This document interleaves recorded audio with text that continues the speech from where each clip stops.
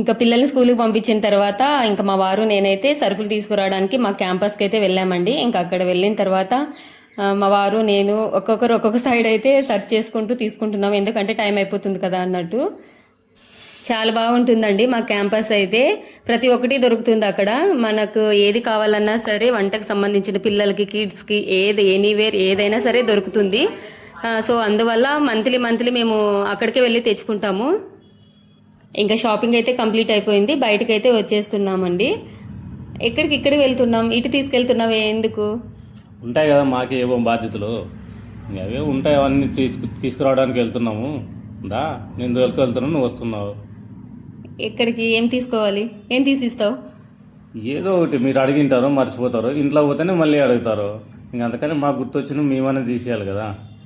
ఏంటో అబ్బా గుర్తుకు రావట్లేదు నాకు అసలు. సరేలే, నువ్వు ఎక్కడికి తీసుకెళ్తే అక్కడికి వస్తాను నేను కూడా. నాకేముంది, వెనక కూర్చోవడమే కదా.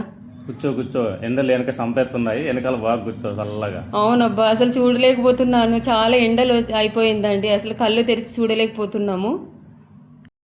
ఓకే అండి, మార్నింగ్ కొంచెం టైర్డ్ కావడం వల్ల అసలు సర్దుకోలేదు, ఎక్కడొక్కడ పెట్టేసుకున్నాను. ఇంక ఇప్పుడైతే సరుకులు సర్దుకోవాలి. అండ్ టోటల్ అమౌంట్ వచ్చేసి 6000 పైనే పడింది. అండ్ మా క్యాంపస్లో తీసుకోవడం వల్ల అప్పుడు 2000 అలా డిస్కౌంట్ అయితే వచ్చింది. అండ్ ఇంకా టోటల్గా చూస్తే వంటకు సంబంధించిన సరుకులు సగం అయితే, స్నాక్సే సగం ఉన్నాయి పిల్లలకు సంబంధించినవి. ఇక్కడ చూడండి, ఇదైతే బుజ్జితల్లి చెప్పింది కిట్ క్యాట్ తీసుకోమని, ఇంకా గుర్తు పెట్టుకొని మరి తీసుకొచ్చాను.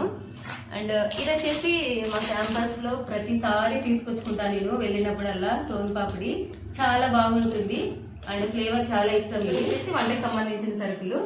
ఇంక ఇవి వచ్చేసి house cleaning, washing machine oils, ఇవైతే తీసుకుంటున్నానండి. ఓకే అండి, వీడియో కనుక నచ్చినట్టయితే ప్లీజ్ లైక్ చేయండి, షేర్ చేయండి, సబ్స్క్రైబ్ చేయండి. మరొక మంచి వ్లాగ్తో మీ ముందుకైతే వచ్చేస్తా. ఓకే మరి, బాయ్.